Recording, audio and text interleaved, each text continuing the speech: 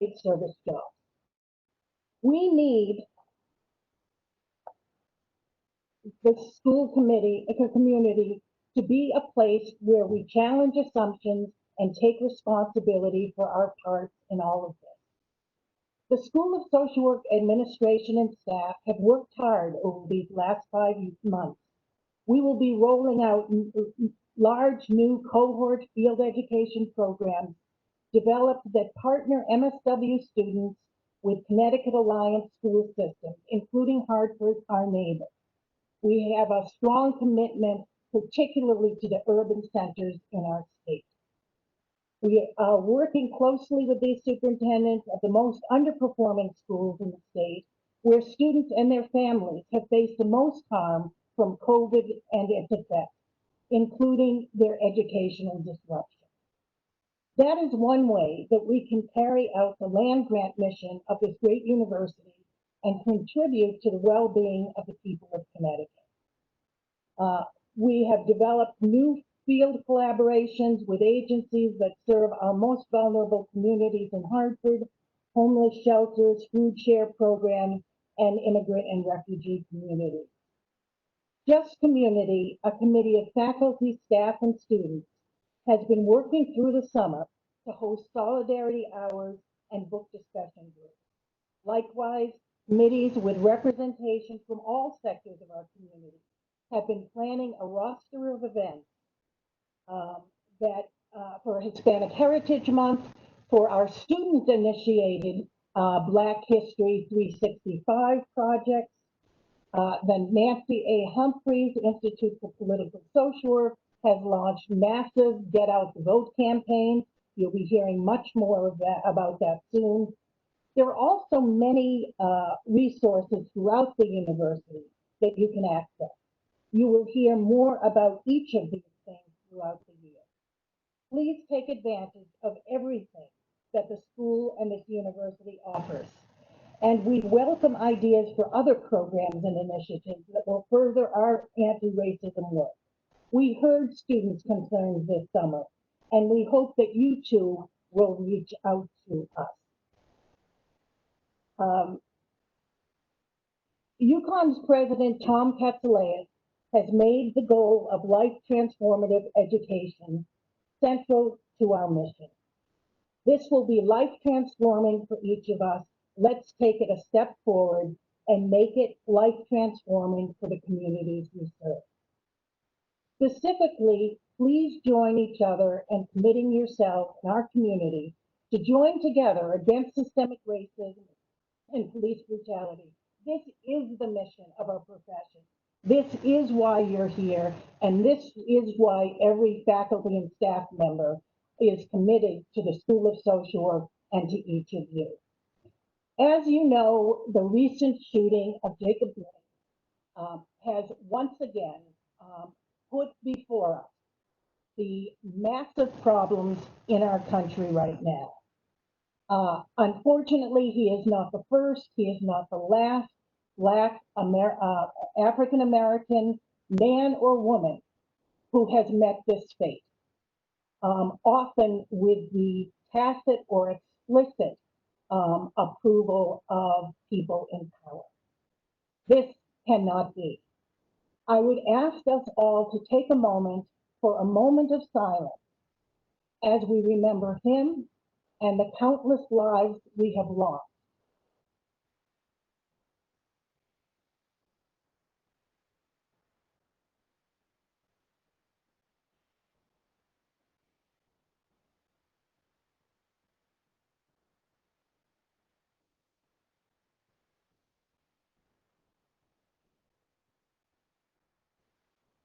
Thank you. It is now, so join us, be with us, push us, visit us. All of us will have virtual office hours, particularly in this virtual space. We need to be very intentional about making certain that every single person in our community enjoys a sense of belonging, a sense that we can turn to each other, and a sense that we will have your back. This is not going to be easy. It's going to ask a lot of each one of us. I think it's very easy for us to cognitively understand the issues related to racism. What's harder is to understand the affective experience. I have a lot to learn, and that has become clearer and clearer to me over this summer. All of us do.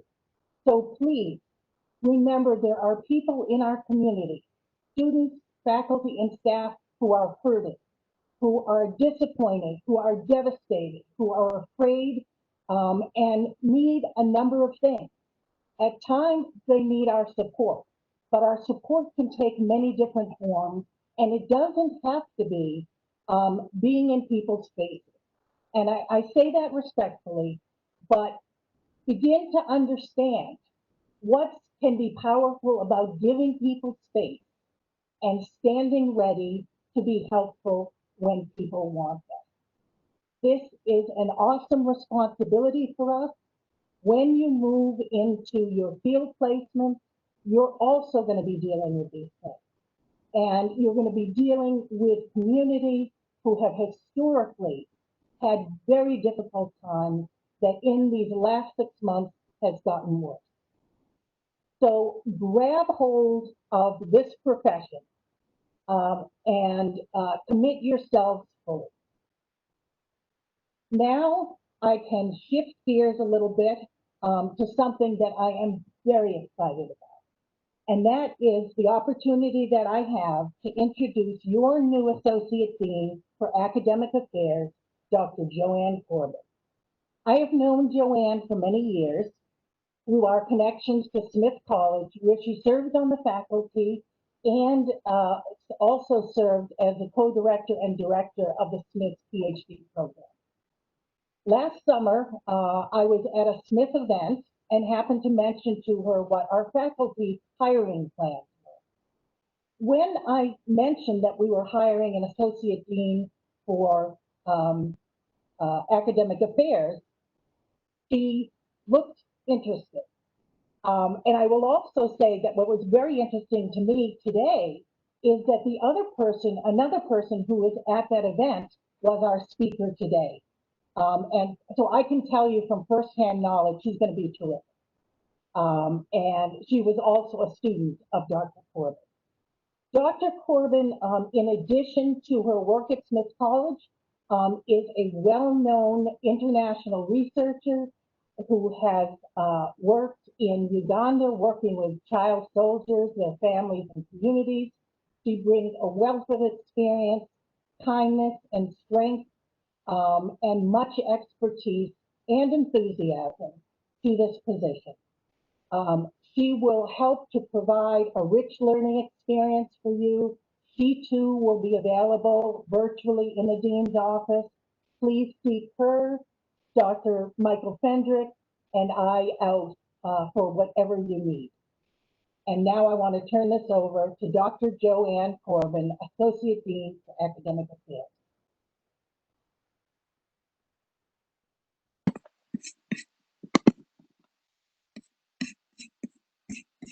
Good morning. I first want to thank Dr. Heller for those wonderful comments that ground us in our profession and our mission as social workers. Hopefully you will take time to re-listen to that throughout the time that you're here. I also want to thank Dr. Heller for those warm words of welcome. Since I've joined the faculty here at UConn School of Social Work, every member from faculty, staff, and administration has been kind and welcoming me very warmly, so thank you. I want to first start by welcoming you, the new incoming class and those continuing students, to the School of Social Work. As a social worker, I am thrilled to welcome you into this profession and to envision you as future social workers in health and mental health settings, in elementary and secondary schools, in community organizations, and in policy arenas, such as the state legislative offices. I see you in your future, so welcome. This year, my welcome is also tempered by the extraordinary events occurring throughout the world and within our nation. The COVID-19 pandemic has changed the way that social work is practiced and taught. In-person meetings for education and for practice have been modified. There are new social norms of wearing masks, gloves, elbow bumps, and new language such as sheltering in place and social distancing. Beyond these changes in social norms and language, it is important that we recognize and acknowledge the effect that COVID-19 has had on many lives, with more than 180,000 lives lost, and the loss of employment and stable living situations. We must also recognize and acknowledge the deep and painful racial tensions, violence, and racism occurring on a seemingly daily basis. It is painfully obvious, as a nation, there is much work we have to do before everyone in this country feels as though they are respected and valued members of this society. The experiences of COVID-19 and racial injustice and violence are two of many of the current events affecting you, your families, and that you bring with you to this academic session. We recognize that these are the issues that are on your minds and affect you most. These are also the events that affect the populations that you will learn to work with. So what's the connection between the current events and you beginning in a social work program? The National Association of Social Work Code of Ethics states that the primary mission of the social work profession is to enhance human well-being and help meet the basic human needs of all people, with particular attention to the needs and empowerment of people who are vulnerable, oppressed, and living in poverty. And these are people that are not far away. Systemic racism, the issues of poverty, the issues of maltreatment, police brutality are happening to all of us everywhere. You will become more familiar with the Code of Ethics during your time here and how it applies to your work. Social work focuses on understanding the individual in their social and historical context. We do not look at individuals apart from the contribution of these factors.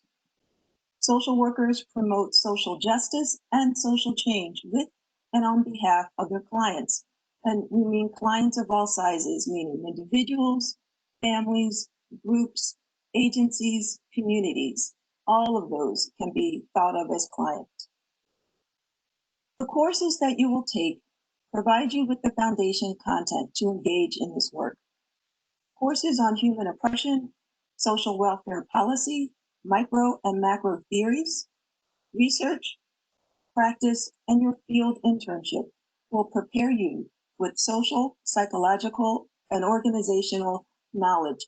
Knowledge on using research and advocacy to improve conditions for your clients, and the integration of knowledge to the field in the context of social work settings. Throughout your time here, you will strengthen your ability to apply the theoretical knowledge to support clients in addressing their needs, empowering them to create the change they desire, and advocate for needed resources. Your courses can give you the tools to address the effect of current issues on the lives of your clients, such as those challenges of COVID-19 and addressing systemic racism and brutality, as well as the experiences of grief and loss felt at a personal level among your client populations. If you're not seeing the connection between the current events and your current work and in your courses, make sure you ask about that. I have 3 final pieces of advice. 1, get to know the other students in your classes. This may be hard while we work remotely, but these are going to be the people that you are likely to work with in the next few years. Build your community now. 2nd, get to know the faculty, administrators, and staff. Learn about their research interests and the reasons they are in social work. The faculty, administration, and staff's areas of specialization and practice are enormous. I can't imagine any of you have interests or topics that one of them is not involved in. Learning about their work and research will add to what you are learning in the courses and the field. These conversations and relationships are just as important as the courses you will take. And finally, the courses you will take will expose you to new knowledge new ways of thinking, and different perspectives. At times, you will be challenged about what you know about the world, and this may be fearful for you. This is part of the learning process. In social work, it is important to engage in critical self-reflection as it is to affect change in clients' lives. We cannot do one without the other. I am excited for you as you are beginning, and I look forward to getting to know you and hearing about the work you're doing in your communities. Please make sure that you contact me and let me know how you're doing. Best wishes to you as you start. Congratulations.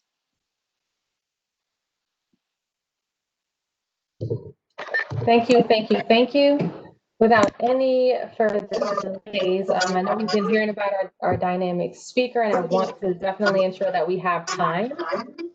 I sent the bio out previously. I'm getting a lot of feedback on it. I'm not sure if you're hearing it. But essentially, I sent the bio out previously, so I wanted to ensure that I at least touched on a few things.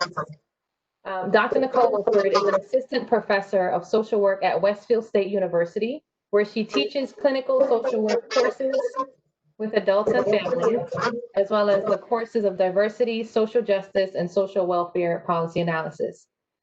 Dr. Nicole's research has included exploration of income and social work graduate students' knowledge, an understanding of mental health diagnoses, utilizing an object relations theoretical approach to cultivate school settings as holding environments for queer and trans youth, and exploratory studies designed to explore ways school can promote queer and trans-identified adolescents help-seeking behaviors in school settings. As a licensed clinical social worker in California and Massachusetts, Dr. Nicole has provided consultation to school districts about student mental health, suicide risk assessment, and prevention, and she regularly provides consultation to community-based organizations on issues of race, equity, and inclusion. Dr. Nicole has also worked in the outpatient and adolescent community mental health, managing children's outpatients, treatment facilities, oversaw district-wide mental health service deliveries for students, provides clinical consultations. She also provides training of implementing LGBTQ safe zones in schools and specializes in working clinically with the intersectional identities of queer and trans people of color. Dr. Nicole has also maintained a small private practice providing therapy, clinical supervision, program management consultation for over 20 years and has worked tirelessly to spread the message that through self and community preservation efforts, healing, transformation, and equity are attainable goals. That was a mouthful that I tried to condense because she does so many things. Dr. Nicole, we welcome you, and we're looking forward to hearing from you today. Please welcome. Thank you so much, Trish. I really appreciate everything that you've said. And I want to just welcome everyone and wish you good morning. Good morning, UConn social workers, and to thank you, Dean Heller and Associate Dean Corbin, and all of the faculty and staff of the UConn School of Social Work. I'm so excited to be here today. Again, my name is Dr. Nicole Wilford, and it is an honor and a pleasure to deliver this year's University of Connecticut School of Social Work Convocation speech. I hope y'all are sitting in a comfortable place because I got a lot to say and I want to make sure that you are comfortable because we're about to get talking. As you already know, this is the start of a school year unlike anything we could have imagined 9 months ago. We're almost into September of 2020, and it is again a maddening, frightening, and horrific time that in between the time that I began writing this speech and presenting it to you today, I was unable to finish before yet another unarmed Black man was shot. Jacob Blake of Wisconsin was shot from behind this past Sunday over 7 times while reaching inside of his SUV and in front of his 3 screaming children. Children who will never be the same. Children who will live for years and never forget the sights, the sounds, and the smells of what must have felt like the pending death of their father, as everything swirled around them in a traumatic haze of utter chaos. Children who hopefully will be helped to eventually heal one day, and that these healers could very well be just like you, social workers. I was asked to speak here today and spark a call to action. This call couldn't be more timely. Yes, I am here for that purpose, but I wouldn't be doing my job if I didn't also ask for a call to outrage. With what is going on in this country today, it is so overwhelming. It would be easy and understandable to respond with numbness, avoidance, anxiety, and fear. But let me tell you, these actions are designed to create these feelings, feelings that keep those living in communities terrorized by police violence. Well, we cannot and will not be silenced. Our rallying cry is not another day, not another death. We are beyond tired. We are beyond outraged, and we are beyond being silenced. I have been a social worker for over 20 years, and in that role, I have worked with people offering support during the beginnings of new life, all the way to the tragedy. Let me tell you, I refuse to be numbed out by the conveyor belt of Black bodies being senselessly murdered in the streets of this country. The blood of Black bodies is embedded in the fabric and the soil of this nation. It has to end. This, my fellow social workers, is why we cannot sit on our laurels. We cannot rest until true freedom and true liberation comes. This is a moral imperative, an obligation, and a responsibility that belongs to us all. I welcome you to the field of social work, a wonderful field, a beautiful field, and at times a heartbreaking field, a field that has been waiting for you. And as a social worker, we often spend more time on the front lines of pain and the back seat of joy. But do not be discouraged, for in spite of how this speech began, I bring forth a message of hope. I'd like to start off by sharing with you a little about the journey that led me to this incredible career path. As I mentioned earlier, a career that has been exciting, rewarding, exhausting, sometimes heartbreaking, but yet one that has become intricately intertwined with who I am. I don't just work as a social worker or do social work. I am a social worker. So what does this mean? What it means is to definitively state that I am a social worker. My social work ethics and values are so deeply interwoven into the fabric of who I am. I can feel it in my bones. It means that I don't put my social work hat on when I'm on the job and take it off and forget about it at 5 p.m. on Fridays. The same way I'd hope and expect a physician to spring into action if someone fell over on a public street due to having a heart attack. I hold myself to that same standard to jump in and to help. As we have learned over the years through traveling in airports, that it is important for us, if we see something suspicious, we say something. As a social worker, I have internalized these same principles, and I'm committed to applying them routinely in all facets of my life. If I see something, I must say something. I must also do something. And this is not because I am on the clock as a social worker. It is because I have a responsibility to myself, to my community, and to the rest of humanity. So now I'm going to speak a bit about how my life's journey led me to becoming a social worker. Because for what I have experienced in this country as a tall, Black, lesbian, womanist, female social worker, these identities have shaped my life. They have informed my life's choices, and they have instilled in me a socio-political lens and internal compass that I carry with me everywhere I go. Becoming a social worker has opened my eyes to the realities of a country that makes lots of hopeful promises and yet does not explain the unwritten rules that hide the fact that many of these promises will never be available to everyone. It's hard. It is so challenging. And I am so fortunate.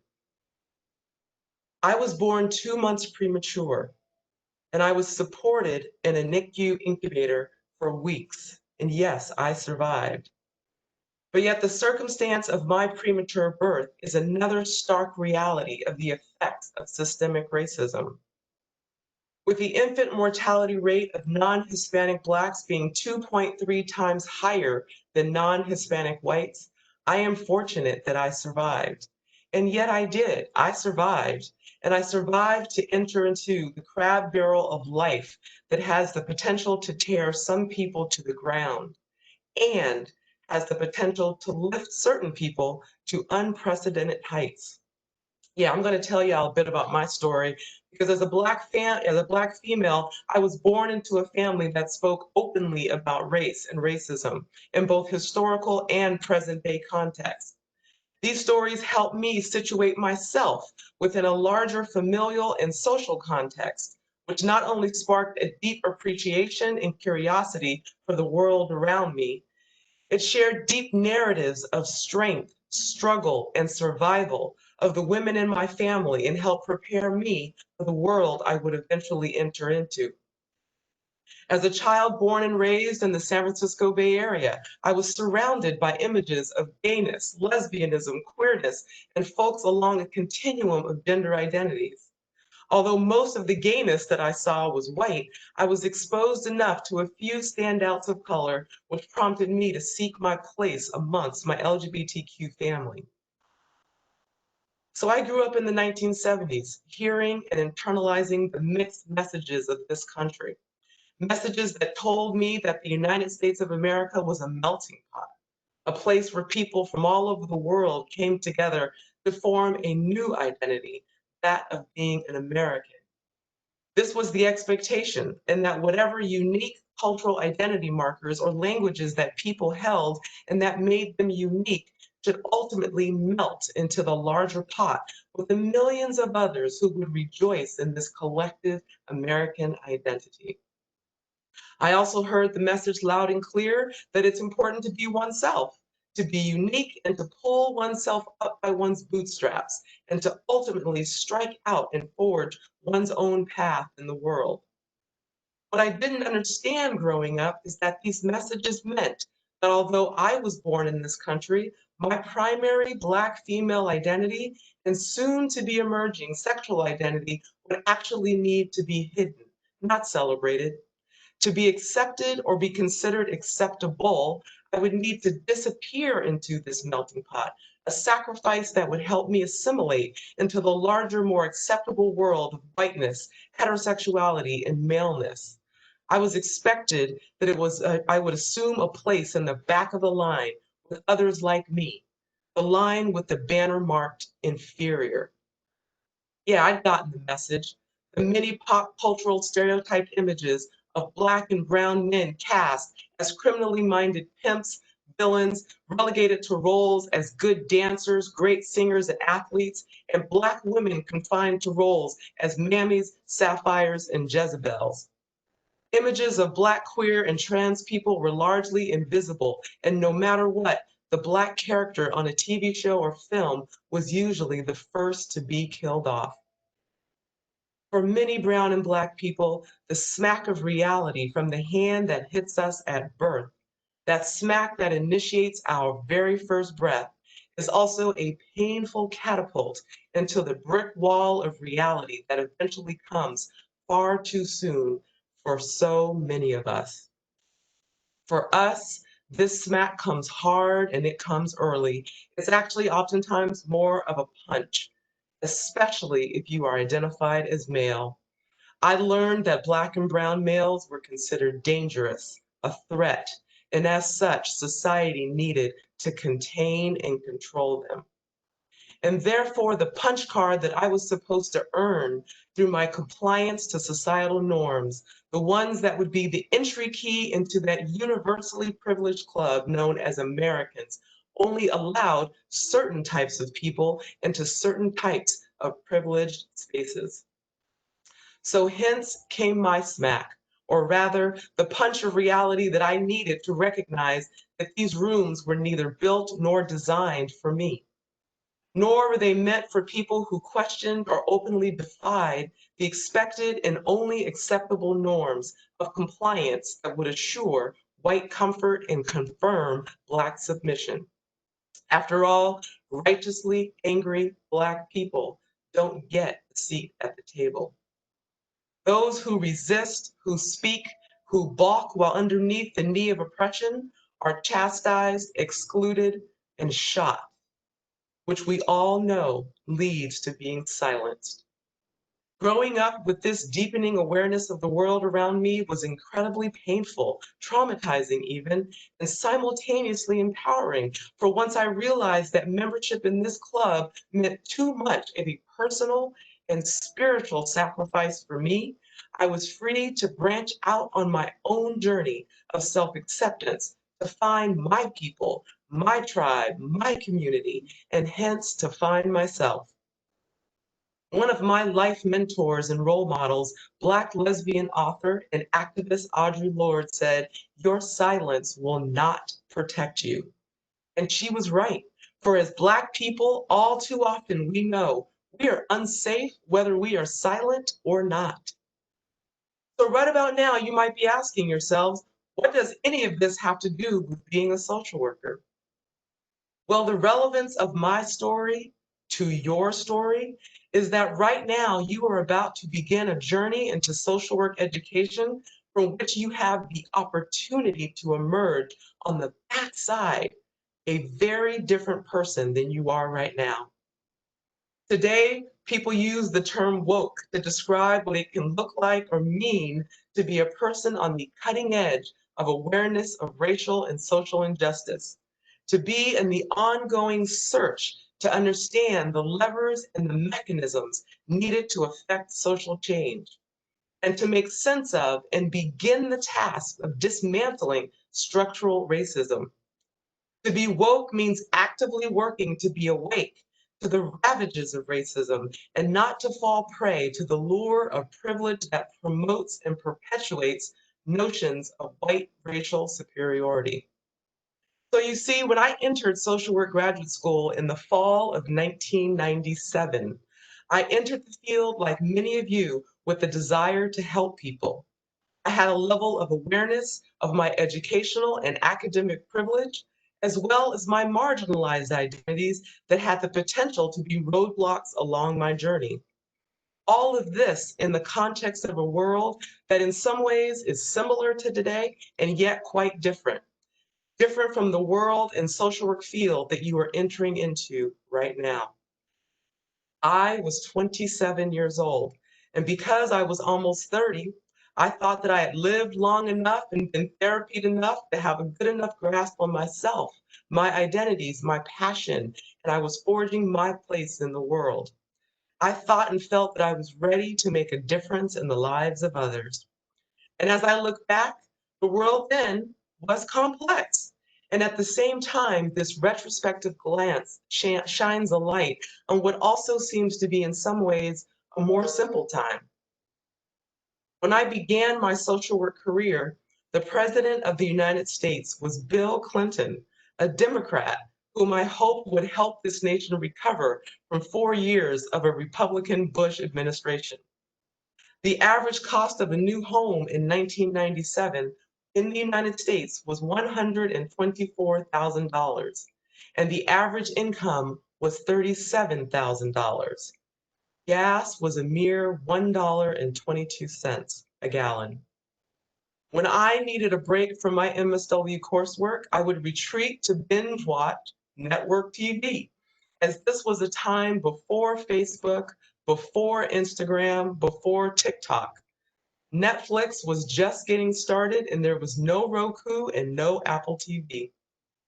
The internet had only been a thing for about 10 years.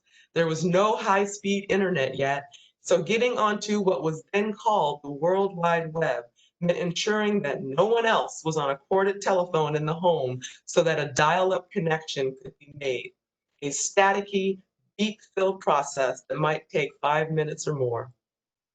So newspapers were my primary mode of obtaining local and world news, and network TV was my primary pastime, connecting me to a larger world with which I hoped to emerge ready and prepared to take on.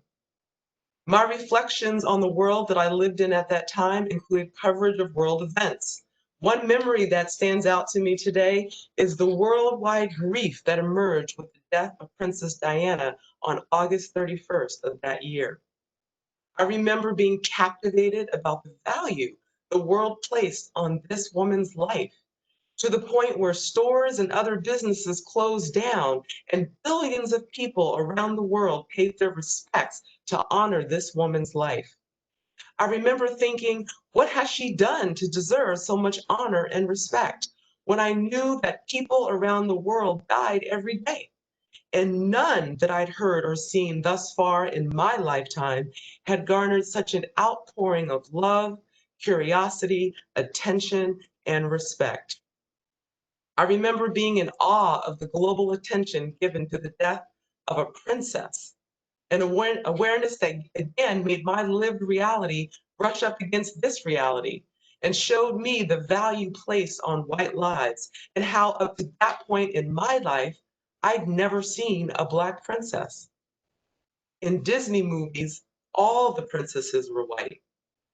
And when Disney finally moved to Africa with The Lion King in 1994, the stars of this animated film turned into lions. So little did I know at that time that this particular funeral was planting important seeds in me, seeds that were the seedlings of understanding about the value placed on white lives. Meanwhile, in California, that same year, a civil jury unanimously found O.J. Simpson, a former Black male football hero and superstar, responsible for the deaths of Nicole Brown Simpson and Ron Goldman. By 1997, two of the most internationally televised and discussed events in recent history had consisted of the untimely death of a white female princess and the civil conviction of a former Black male hero. By 1997, both my Black father and my Black brother had already been swept up in the tide of Black male incarceration that chews up so many Black men in the birth to prison pipeline. These life events have been my lived reality, and after absorbing the many stories from my parents about what life had been like for them, and my grandparents being Black in West Virginia and North Carolina in the 1940s and 1950s. My grandmother was born in 1922 and worked as a maid for white families in a neighborhood 2 hours bus ride away. As a single parent, that meant that she left her own home and her 3 children to fend for themselves as she cared for the children and homes of white people. My parents were born in the 1940s, before the Civil Rights era. They endured the ravages of Jim Crow laws that legally enforced racial segregation, and they had endured the landmark Supreme Court ruling of Brown versus Board of Education, which legally established that racial segregation in public schools was unconstitutional. My mother was one of the children bused across town in her junior year of high school from her all-Black neighborhood to the white neighborhood school that was less than friendly. The 1896 Supreme Court case of Plessy versus Ferguson had already upheld the constitutionality of racial segregation laws for public facilities. This included schools, and stated that as long as these segregated facilities were considered separate but equal, it was legal. But a question I ask you to ponder is if schools were equal, why then did Black children, like my parents, get bused to the white schools and not the other way around? The answer to this question is racism. Systemic, institutionalized racism that is embedded and intertwined in the laws and policies that serve as the foundation of this country. Racism that organizes the social hierarchy in this country along racial lines and slices and dices people up according to their social location, giving access to power and privilege to some and clipping the wings of others. Racism that intersects with capitalism in the service of concretizing class privilege and works to ensure that the cycle of poverty that many people find themselves born into or living in will be generationally perpetuated. racism that intersects with other marginalized identities and people who struggle to understand and define their sexual orientation, gender identity, neurodiversity, physical ability, class background, and other identities and qualities that differ from expected norms, cast people even lower on the hierarchy-based identity ladder. As social workers, the people with whom we work know the challenges of these invisible and real barriers all too well. Our job as social workers is to understand how the mechanisms of structural racism work so that we can dismantle, deconstruct, and decolonize our own minds in order to do better. Racism is not something that just exists out there. It is alive and well. That is why, in the words of famous civil rights activist and author Angela Davis, in a racist society, it is not enough to be non-racist. We must be anti-racist. Racism kills. It not only kills the bodies of Black and brown people disproportionately, it robs the world of the endless possibilities and contributions of Black and brown folks, and robs white folks of their humanity. Because holding on to and maintaining a position of power and privilege that ensures racial dominance requires tension, denial, numbness, and resistance in order for it to be upheld. For Black and Indigenous people of color, our liberation and decolonization cannot wait, nor be dependent upon white people seeing the toxic air of racism that we breathe in every single day. With threats to build a wall between the United States and Mexico, with children being kept in cages, with increased ICE patrols to deport undocumented residents, with increased assaults on Asian Pacific Islanders wearing masks in response to COVID, and the ever-growing murder rate of Black transgender women. People of color are being forced to breathe in this toxic smoke-filled air every single day, and it is killing us, sometimes quickly, sometimes slowly, but it is killing us, one breath at a time. And speaking of air, the actual air is killing Black and brown people as well.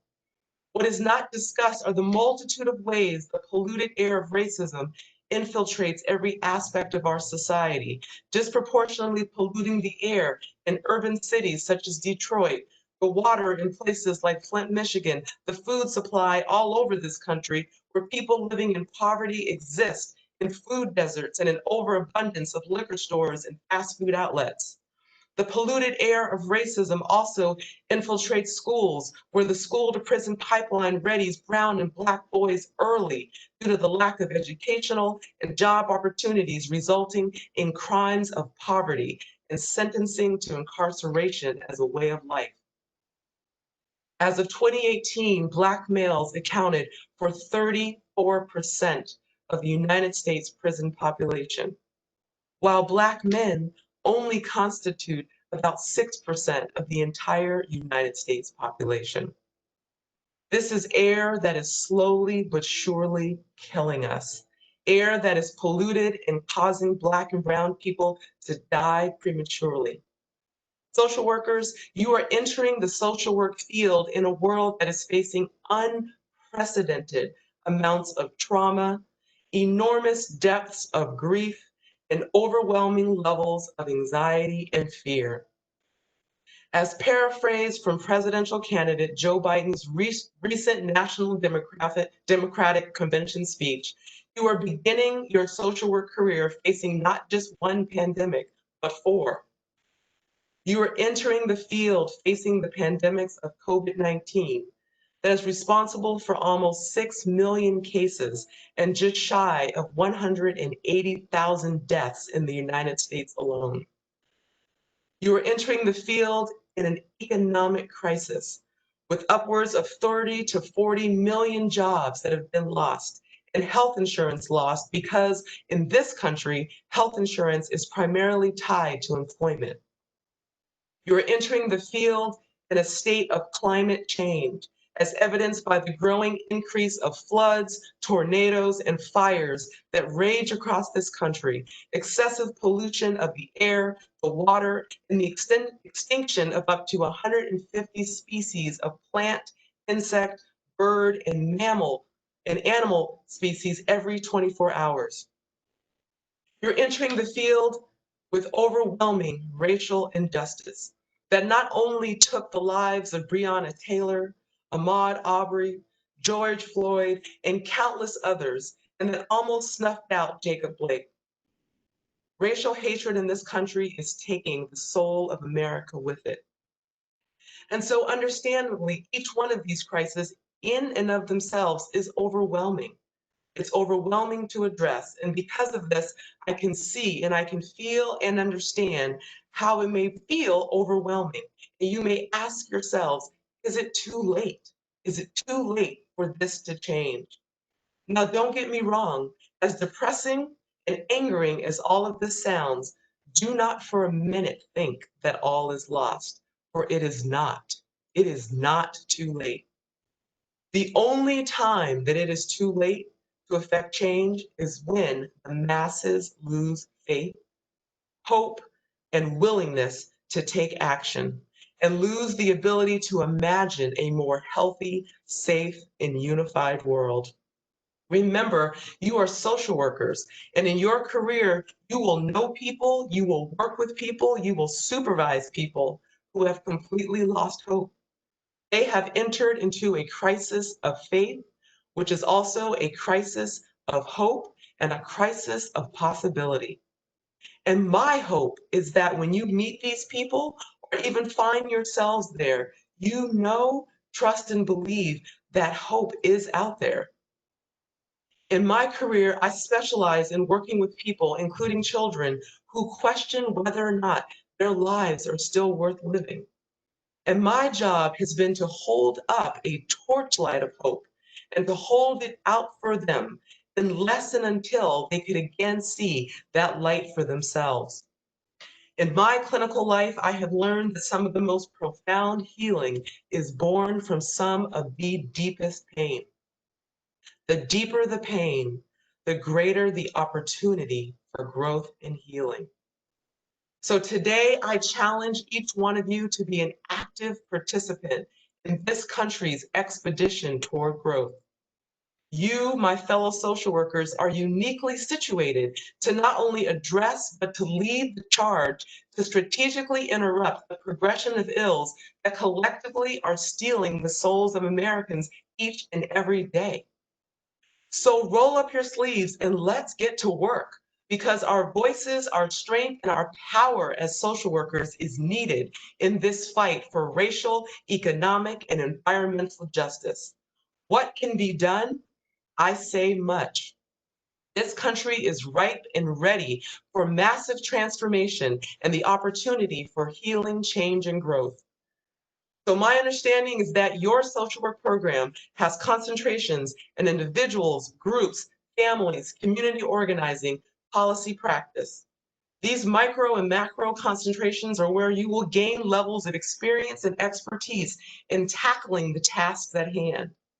And in doing so, it is imperative that you are always mindful of the NASW's ethical principles and standards that will guide you throughout your career. So first, I want to speak to you clinical folks, because your task is to become an expert at knowing and understanding yourself.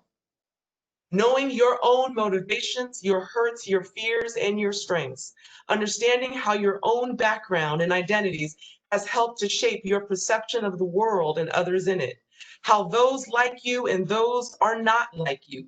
How you need to know yourselves front, back, and center. And remember that you will have blind spots that you will need help seeing. In learning about yourselves, you will be situated in your clinical work to support clients in seeing and knowing themselves. Your job is to ethically hold, support, mirror, reflect, and help heal the inner woundedness that grounds so many people along their life journey.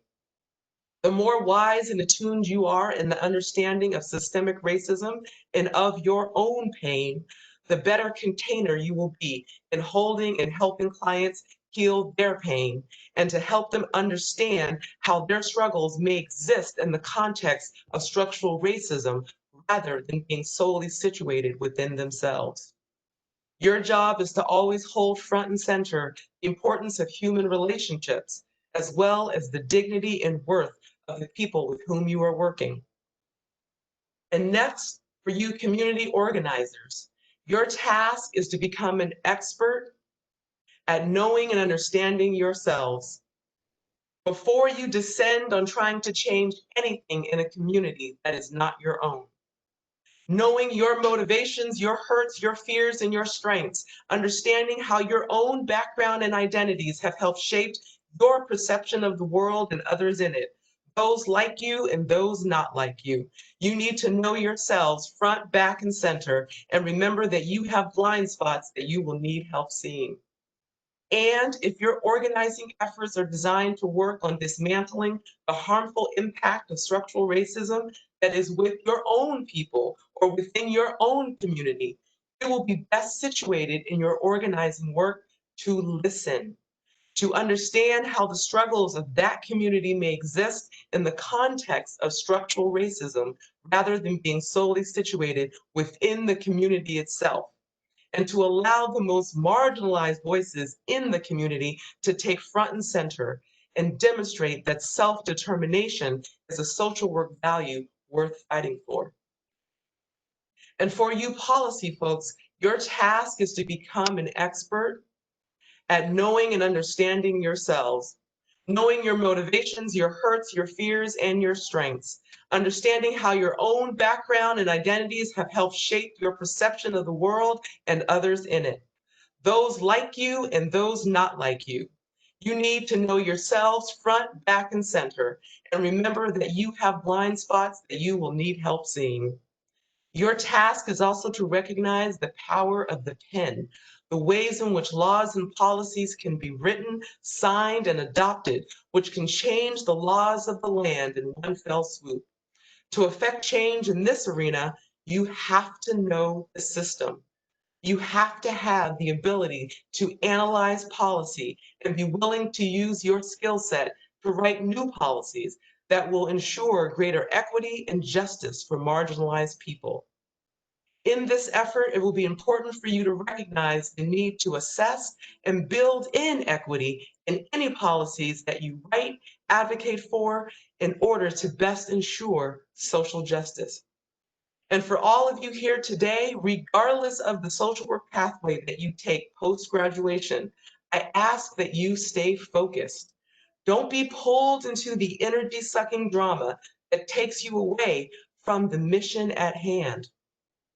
In order to be successful in this fight, you must address the pillars that uphold systemic racism, pillars that can only be brought down by targeted strategies fueled by effective leadership. We have seen where a crisis of effective leadership gets us. And if you so choose, each and every one of you has the potential to be an instrumental and effective leader in this anti-racism movement. But to do so, you must be ready. You must be ready to lead by example. We owe ourselves the honesty, the self-love, the self-care, and the self-preservation efforts that will allow us to do this work that we love. This is work for the children, the families, and the communities that we love. And remember, this is not a sprint. It is a long-term race that requires us to take care of ourselves along the journey. We owe this hope to them and to ourselves. And we owe ourselves rest, time to rejuvenate, refresh, and renew. We need to drink water. We need to sleep. We need time to relax. We need to take walks. We need to exercise. We need time in nature. We need time to be with our friends, our families, and our loved ones. We need time to do nothing. These are some of the things that will help stoke the flame of hope that needs to burn deeply inside each one of us. Because as you well know, others will be looking to you, not only as a reflection of their flame, they may need to occasionally touch their flame to yours when the burden of racism begins to feel like too much. I'd like to end this talk today with a question and a quote. But first, here's my question, and I want you to put your answer in the Q&A feed. What action can you commit to today, that you can commit to today, that you will exercise and begin in the coming year? Put your response to that question in the Q&A feed. And so as I go out, I want to read a quote by Maggie Kuhn, the founder of the Gray Panthers, a social justice organizational leader in the fight against ageism. Maggie Kuhn stated, "In the fight for liberation, we will be willing to lead and leave safety behind. We must be willing to be leaders and to leave safety behind. Put your body on the line. Stand before the people you fear and speak your mind, even if your voice shakes." I want to thank you all, social workers, and I wish you all a healthy and safe 2021 academic year. Blessings to you all.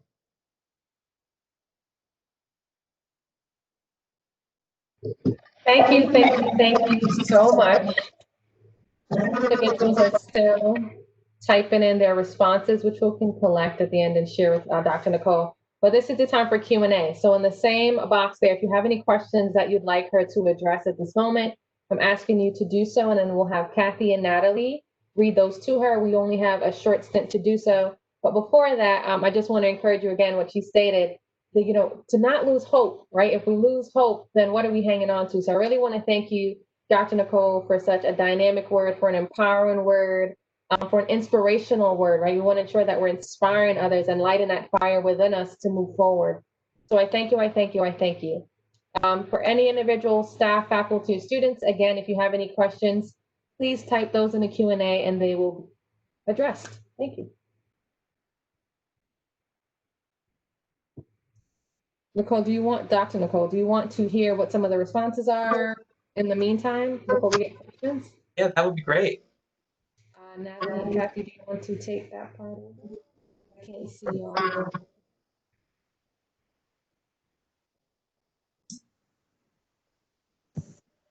Sure. Some of the things that have come up and have been more listening and less talking. Another one is, I can always be brave enough to speak up when I feel there is injustice around me. I will commit to educating myself constantly on the experiences of others and continuing to stand up for them. Another is educate myself every day and recognize my privilege. Another student says, asking questions and not assuming to find out more. Be reflective today. Another student writes, I can stand up for what is right, no matter what anyone else does. Promise to make a difference in the lives of others. I will begin my journey in social work, will help me achieve those goals. Another writes, thank you. An action I'd like to commit to is to try to focus on what matters and not let stress of situations control me. Thank you, Dr. Wofford. See. We go through about 4 or 5 more and then we'll continue on. Yes. Today I will look into more research on anti-racism, so I'm not relying on people of color to teach me. I can try and help change systematic racism in the field. I can dedicate my time to making myself more aware of not only issues that affect me personally, but all individuals. I will be more aware of my privilege I may hold and be mindful of my implicit biases. We have a question.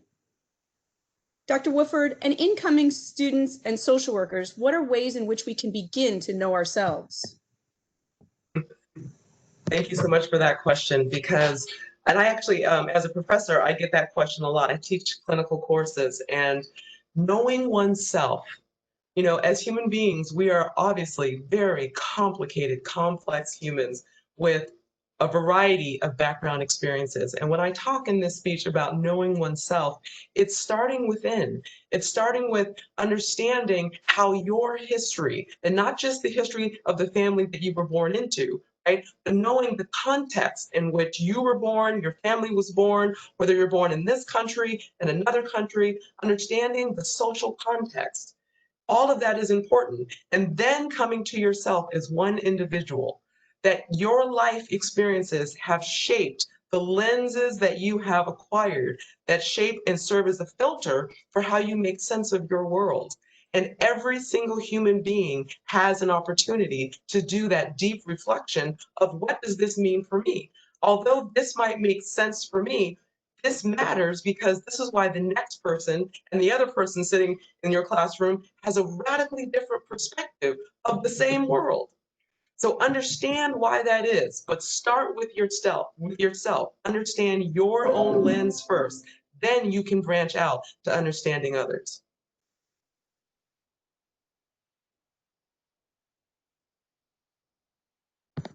There is a lot of great feedback coming in.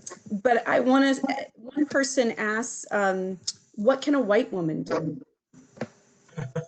What can a white woman do? Well, I think I'm going to actually broaden that, because there's white women and there's all kinds of other identities under the umbrella of whiteness. But if you carry a white identity, you have different work to do than people of color. Anyone under the umbrella of a BIPOC identity has different work. So starting with white work is heightened responsibility and accountability about the past and the history. And I'm speaking right now in the United States, of the history of this country and the ways in which it has been whitewashed.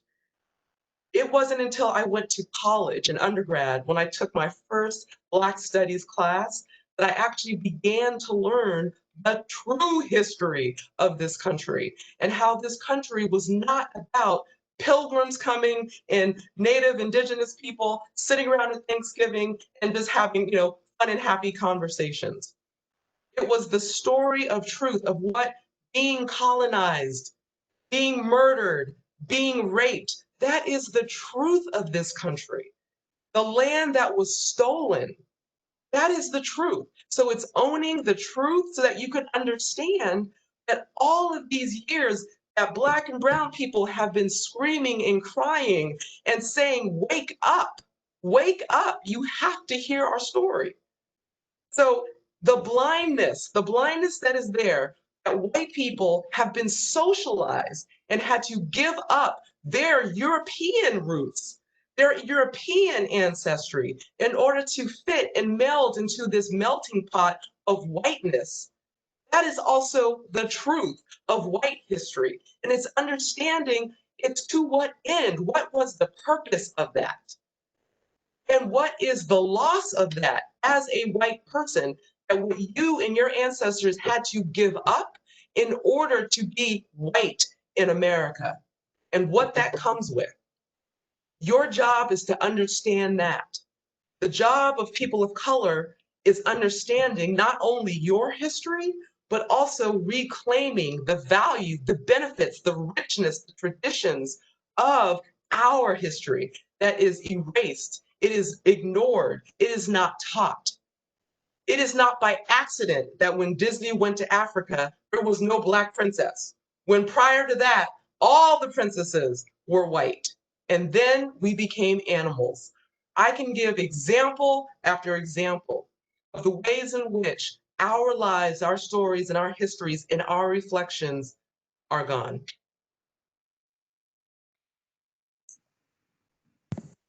Thank you. Thank you. Next question, how important are politics in social work? How important are politics in social work? Very. Very, very, very. I'm a person that believes that the personal is political and the political is personal. And the value and benefit that we have as social workers is we get insider knowledge into how the system works. And that personal empowerment, which then oftentimes translates into being a knowledgeable person, but I should say the potential to be a knowledgeable and educated person about politics, whether it's personal politics, racial politics, any sort of politics, we then get the opportunity to move in and work with people, work in communities, work with families, work with children, work with everyone. We're social workers. We work with humanity. We work with human beings. And the knowledge that we gain as social workers about politics allows us to not only work in a healing practice, in a community organizing practice, in a policy changing practice, it also offers us opportunity to help people become empowered so that they can understand the role that an impact that politics is playing on their lives. People, again, sometimes feel like politics is something that's out there. Politics is something that is operating every single day, from the neighborhood you live in, from the grocery stores you shop in, if you are on the bus or if you are driving a car, every choice and decision we make involves politics. And having people understand that, what their role is in their decision making, that in and of itself can be very empowering.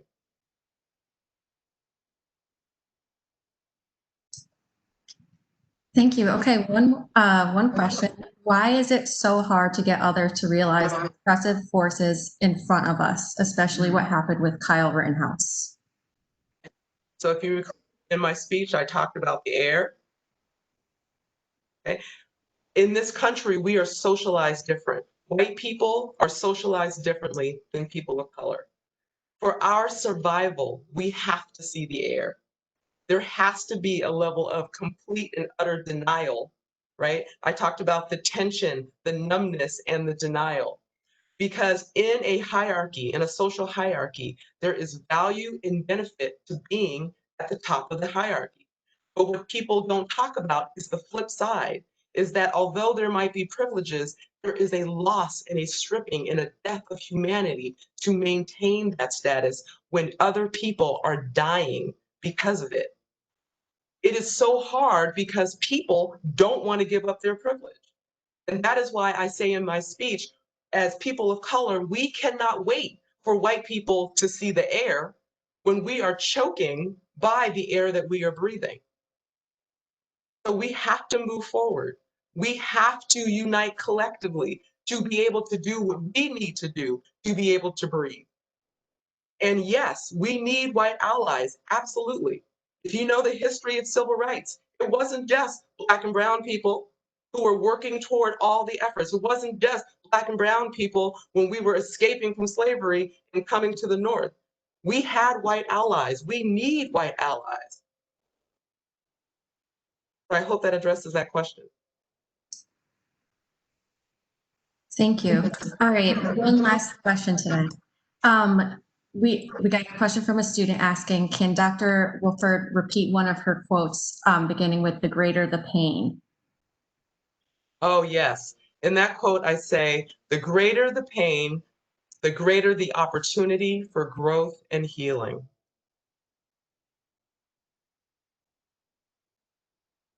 It's just opportunity. It's just opportunity. And so I'm likening that to, those of you that are going to be out there, you're going to be out there dealing with people who are navigating some of the challenges of life that we may never even begin to imagine. And you will see people who have survived a multitude of tragedies in their lives, and they might be barely hanging on. And my job, and when I worked in California, my job was I ran the crisis line for a large urban school district that had over 50,000 students.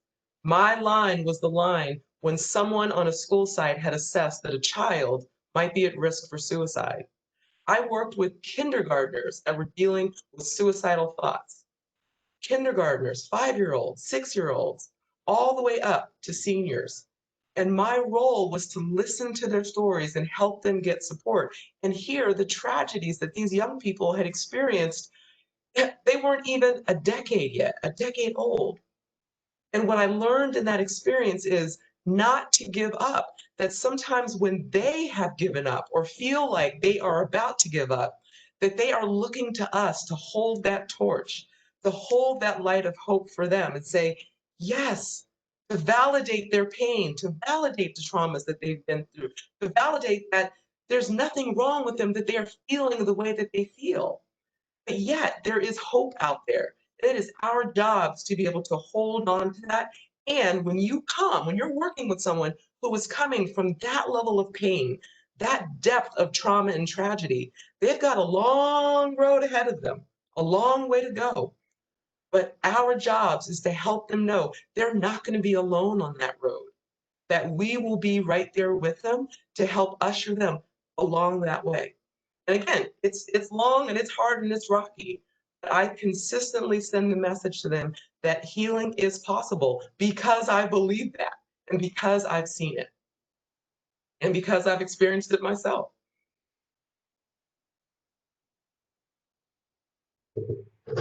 Thank you, thank you, thank you so much. If you have additional questions you want to have an answer, we can definitely send those to Dr. Wofford and get a response back to you. But for the interest of time, we want to ensure that we go through. There are individuals who have work, so I just want to ensure that we're going through as soon as possible. So thank you again, Dr. Wofford, for your words, for your call to action, for your challenge to us as social workers. I mean, you even broke it down by concentration. So thank you so much for ensuring that each concentration had their own call to action, had their own purposes, and had, felt empowered in different ways.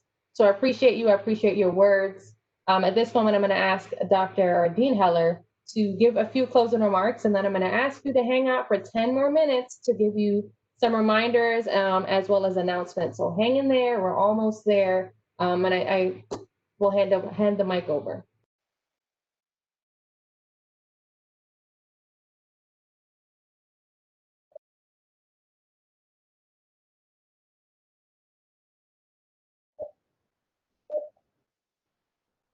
Thank you. And I particularly want to thank you, Dr. Wilford, for the gift of your words. One of the things I take away from this is that words are necessary, but not sufficient. You've provided a moral compass to us, to our school community, and to our profession, and I thank you for that. This is exactly the purpose of a convocation address. So thank you, thank you.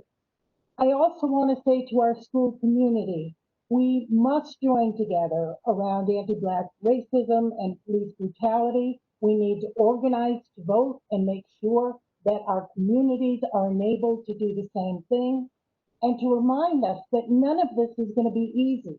We are going to stumble and make mistakes. I will get things wrong sometimes. What I will do is rely on our community to give feedback to everybody in terms of where things are going well, where they're not, and how we can join together in a common mission. So again, thank you. This has been delightful to have you here today. Thank you again. I'm just going to share for our virtual learners really quickly. So just a quick reminder, I know that Dr. as well as Dr. Wofford and Dean Heller mentioned the NASW Code of Ethics, and these are the core values that I want to ensure that you're seeing, especially for incoming students. We talk about this in advising in our orientation sessions.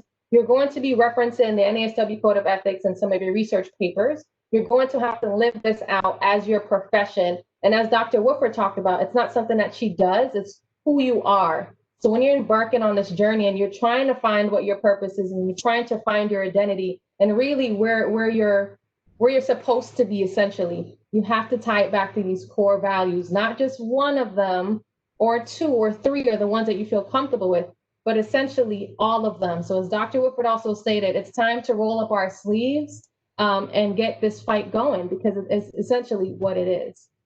I also wanted to bring to you the UConn School of Social Work Graduate Student Organization. to let you know that there are opportunities for you to get involved. We do have our BSW students who are also logging in today.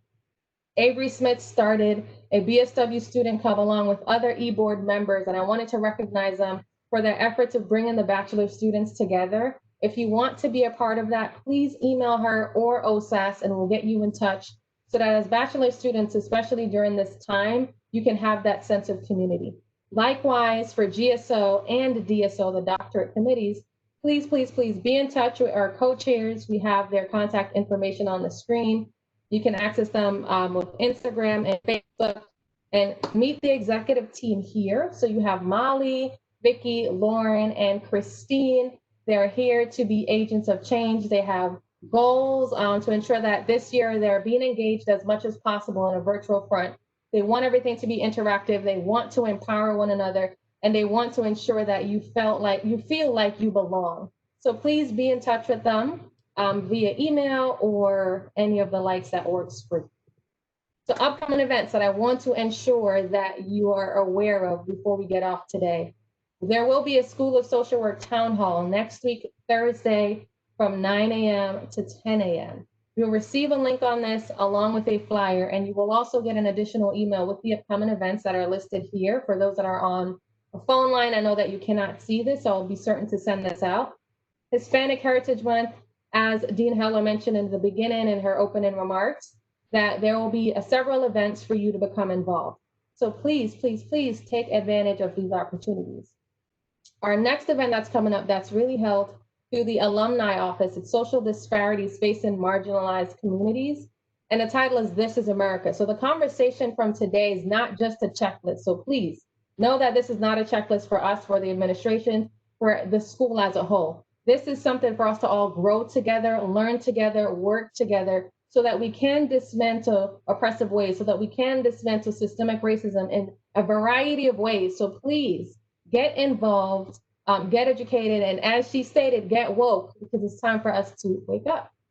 Essentially, we'll also have Just Community and BH365. We'll be having events throughout this year. And when we get those dates solidified, we'll be sure to send that to you as well, so that you can feel prepared for what we have to offer and for the work that you're going in, or the field that you're going into. And then here I just have a list of final thoughts and announcements that I wanted to ensure students are aware of, because sometimes you don't read all the emails you get. I wanted to take this platform to make sure that I'm telling you some information that you need to hear. So all students will receive a mask. So be on the lookout via mail. So this is even if you have a hybrid course or not, you're going to receive a few masks, because we do have open spaces in the Hartford undergraduate building. For the incoming students, that's called Hartford Times Building, and it says HTB on your schedules. Likewise, there may be classrooms and or spaces for you to also take advantage of in the Hartford Public Library. On your sheets, it will say HPL. I just want you to be aware of what those acronyms are. The School of Social Work building will be closed. However, again, Hartford Times Building, the undergraduate building, will have spaces for you to study, so you'll have access, and then classes will also be held there. There are also lactate rooms that are available. You'll need to ask for permission to get the keys once you enter the Hartford Times building. So please know that we have many opportunities for you to have access to a quiet space, even if you're distance learning and you need to find a space to study or to log into your classes. These opportunities are there. There are tons of resources that are open to all students, which OSAS will send out to you on a one-pager, as well as to the faculty and the staff, so that everyone is aware of what the resources are, so that we can bring each other together. And this is also, so to speak, a light or a torch as well, that we have to ensure that we're helping one another in all aspects and at all times. So lastly, thank you for tuning in today. And I hope that as you embark on this new journey into the School of Social Work program, into the master's program, that you feel supported, that you know you belong, and that we are here for you. One final reminder, which is from the Field Education Office, is that whether you're in field in an actual agency or you're remote, your field placement starts on September 8th. September 8th. And I'm sure that this will be echoed again at our town hall meeting, but I want you to be aware of that OSAS will be offering a variety of one-on-one and group sessions, advising and or academic or student services, because we understand that everything going on we're all flustered in different capacities. So we want to ensure that we're making ourselves available for you. An evaluation will be sent out after this. I'm asking you to please submit those, and then I'll be sharing the feedback with Dr. Wofford. Lastly, good luck throughout the semester. We're wishing you the very best. Welcome again. Congratulations. And let's roll up our sleeves. So thank you for tuning in today. I appreciate you. The administration appreciates you, and so does the faculty and the staff. Thank you, and have a wonderful weekend. And see you on Monday when classes start. So have a good one, everybody. Bye.